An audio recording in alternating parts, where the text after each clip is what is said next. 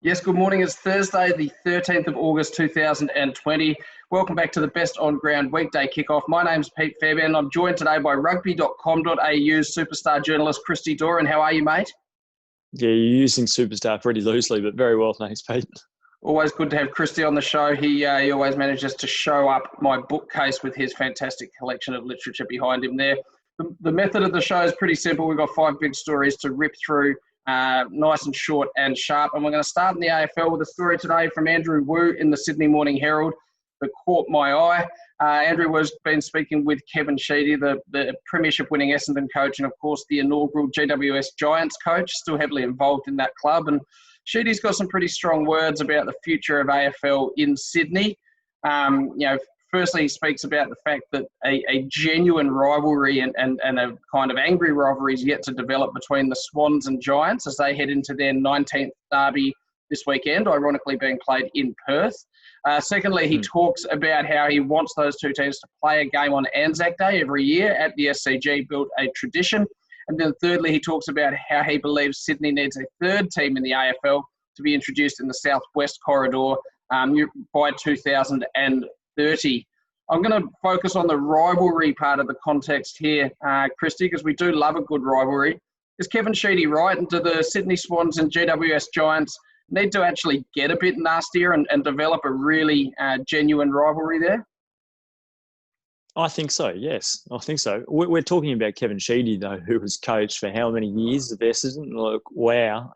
Yes, he's gone on to coach GWS in his latter years, but he's been in the heart of Melbourne, the heart of Victorian AFL, lives and breathes it. That's not the same, is it, in Sydney? You've lived in Sydney in the past. It is a bit nice. It is finding its feet to an extent, but there is a huge following of AFL in Sydney, and it cuts across a lot of different socioeconomic backgrounds, I think, and in inner cities, you get a lot of people catching the bus into the grounds. I think it would be brilliant, and the name, the Battle for the Bridge, I like it. He's got some merit to it, and if it could get off the ground, I think it's a great idea. And to look forward, the idea around the third team on population numbers alone, yes, it absolutely does. And look at how many teams play on the MCG or under the roof as well, whatever name it is now in Melbourne. We know it changes its name every second year, but wouldn't it be great, I think, just to be able to see the AFL? The sky is the limit, I think, for the AFL in New South Wales and Sydney as well. Yeah, and I think it's an interesting one because it hasn't been spoken about a lot, a third team in Sydney. But if you were to throw a third team in Sydney into the mix, perhaps a team in Tasmania as well, you get to that magic number of 20, and you can start to look at a true fixture with a round robin where you just play each other once. At the moment, the integrity of the fixture is one of the biggest challenges for the AFL. And again, for the second time, ironically, it is this year because of COVID that we will see each team play each other only once. Our second story today, and Christy, no matter how hard I try, I cannot keep the Brisbane Broncos out of the agenda because there is something happening there every day. And believe it or not, we're not even really going to talk about the fact allegations have emerged that as many as 10 Brisbane Broncos players flouted biosecurity rules when they visited the Everton Park Hotel earlier this month. We're not going to talk about Matt Lodge and his broken leg being ruled out for the year. We're going to talk about Tevita Pangai Jr. He's been stood down indefinitely by the NRL. He's been fined $30,000. He's expected to be sacked by the Brisbane Broncos. His breach of the COVID protocols involved attending a barbershop opening on Saturday in Logan. The barbershop has alleged links to the Mongols bikie gang. When he was interviewed by the NRL Integrity Unit, Pangai admitted to multiple breaches of the game's biosecurity rules. He left the governing body with the impression, according to Brent Reid in The Australian, that he believed the Brisbane Broncos was a basket case. He no longer cared and he could not be trusted to adhere to the guidelines.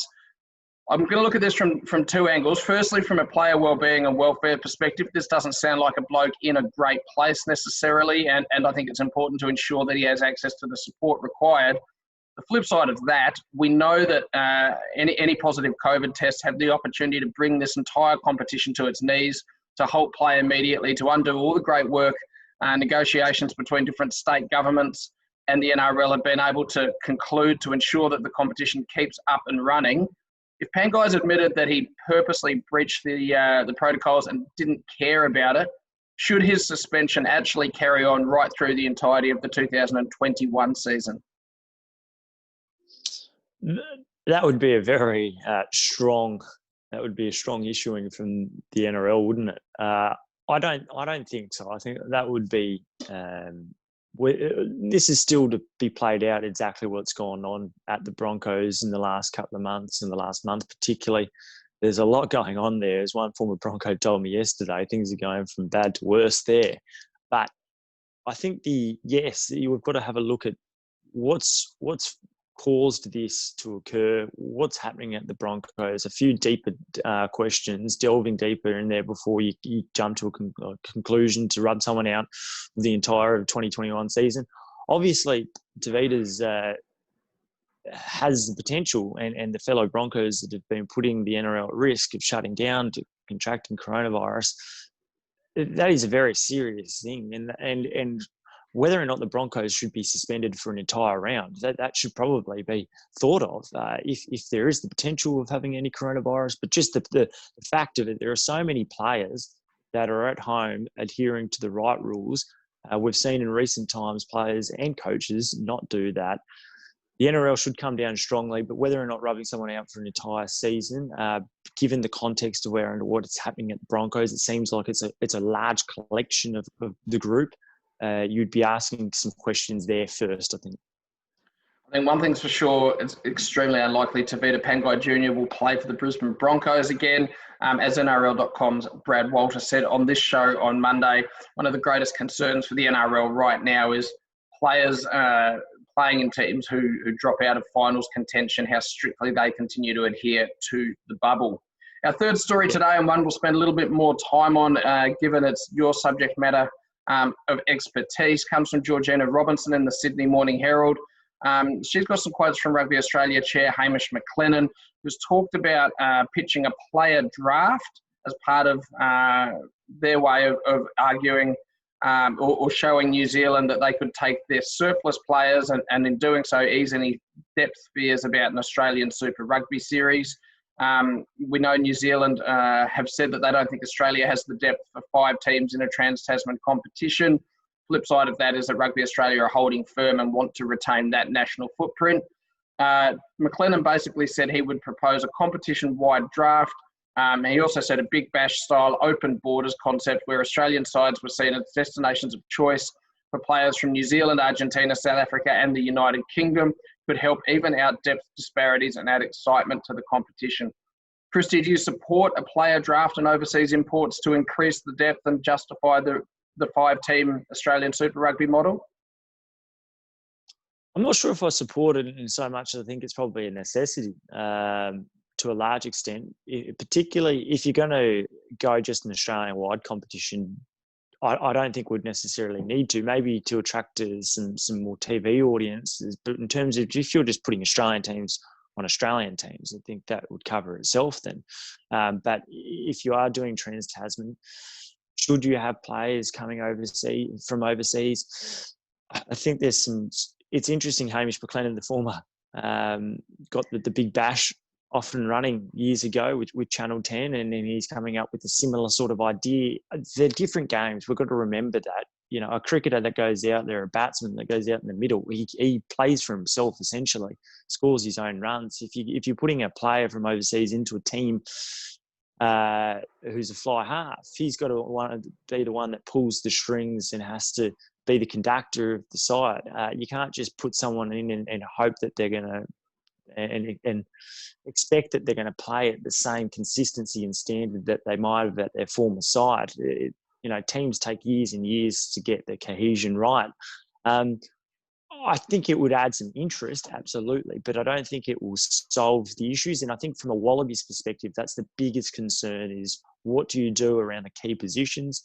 If someone is coming in from overseas and playing at fly half when there's only five fly halves in the country, they're areas of concern. The national game, the Wallabies, the national product, if the Wallabies are firing, generally speaking, Australian rugby is firing, and will this contribute to their rise, or could it continue the down slippery slope of the recent years. We know that Queensland Rugby Union, New South Wales Rugby Union have resisted any call for a draft in recent years. They produce the bulk of young Australian talent that comes through. Obviously, really strong quotes from Sam Cordingley, the Queensland Reds head of football, over the last few days, with speculation that the Melbourne Rebels have signed young fly half Carter Gordon from within that Queensland rugby system as well. Can you imagine New South Wales and Queensland supporting a player draft in this instance? Oh, they absolutely wouldn't. There's no doubt that an AFL style draft would be exciting, would add an element of interest to it. Perhaps it would definitely help the outlier sides, the Rebels, the Force. There's no doubt about that. Yeah, absolutely.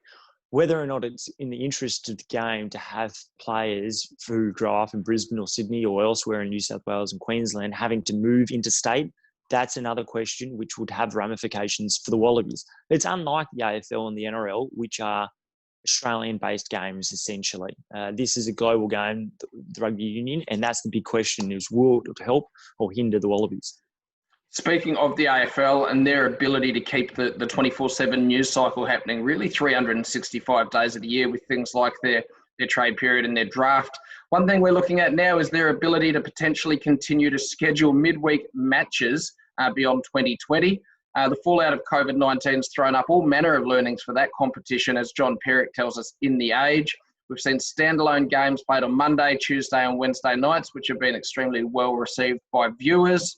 The Wednesday clash, for example, between the Bulldogs and Richmond had nearly 500,000 viewers on Channel 7 and 185,000 on Fox Footy. Fantastic numbers for the AFL there. And the question's being asked, should the AFL continue to schedule midweek matches in 2021 onwards? Yes, it makes it a bit harder for fans to attend the games in person, but it just keeps that news cycle spinning, Christy. It does. I'll tell you what, it's not helping my tipping comp at the moment. Missing out on tips every night, basically. But I think it's great. We spoke about this not long ago, and we've heard Chris Scott from Geelong talk about it in the past. Only in the past few weeks, about this is an exciting thing. I think it is. I think we've seen in the United States basketball played every day, and it captivates the interest of the punters, has eyeballs on the TV screens. I think it's something that will definitely be looked at, and clearly if the AFL coaches are already getting on board and they're the ones, the guinea pigs that are having to do it, I think that's a great indicator that it's going to be a success. I'm wondering, I'm curious, what other sport will have will follow suit? And I've asked that in recent weeks to players at the Brumbies and coaching staff at the Brumbies. And the big concern still is around the strength and conditioning. Do they have the ability to back up? And we'll see that in the AFL, but we've seen obviously shorter quarters, and that's helped them. But I think it's a great concept, and it helps absolutely the news cycle. It's the shorter quarters is a really key element to this, and I think something else that needs to be considered, the AFL Players Association has quite rightly represented its members really well over recent years in regards to minimum numbers of days for turnaround of matches. Obviously, they've negotiated an alternative this year, and we've seen teams resting and rotating their squads a bit more than usual. One of the other things that's come out of COVID is conversations around the size of AFL lists and whether they'd be dramatically reduced. And I can't help but wonder whether the Players Association may look to strike an agreement whereby they can keep the list sizes as big as possible, but in return they do give in to some of those shorter turnarounds, and we do see more matches played during the week. And a broader topic would be, are we going to see a longer AFL fixture next year as the competition tries to make up money that has been lost in 2020? Could we actually see more games played? Our final story today comes from James Phelps in the Daily Telegraph. It's one that would be really pretty upsetting reading for any fans of the West Tigers. We know that they've got the longest NRL finals drought in history since that competition started. That's 8 years at the moment.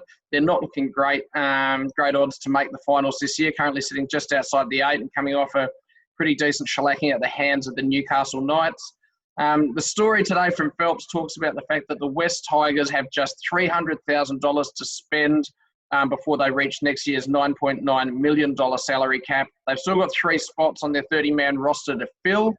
And when you look at that roster, it's really hard to see how they could be so close to filling the salary cap. They're pretty bereft of big-name stars, and talk now is that they're going to have to free up some cash by releasing one of the likes of a Josh Reynolds, a Luke Brooks even, a Moses Imbai, who's been linked with the Gold Coast Titans, or a Russell Packer. Christy, this is a club that's already lost James Tedesco, Mitchell Moses, Aaron Woods over the journey. Can they continue to just shed their big stars like this? What's the blue sky for the West Tigers? I'll tell you what, the blue sky for the Gold Coast Titans just getting bluer. Already with David Fafita, to get another one would be not bad. Where's that coming from? Contract lists are always an interesting one. How do you attract players to come for less? We've seen the Roosters be able to do that in the last few years, particularly extremely well. Look, yes, they might have to get rid of a player or two. I was surprised, like Josh Reynolds, to come there was a bit of a punt on as much money as they did to sign him on. Someone that had played well previously but had a bit of a form slip, and then you sign him up hoping that he'll bounce back. Whether or not a coaching a side can back who they initially signed, and obviously Michael Maguire's a different coach to who they previously had, but if you back the players and you go, no, we're going to have to stick by them, I wonder whether or not that actually ever just pays off. We're so interested in getting that short-term money hit, the sugar hit.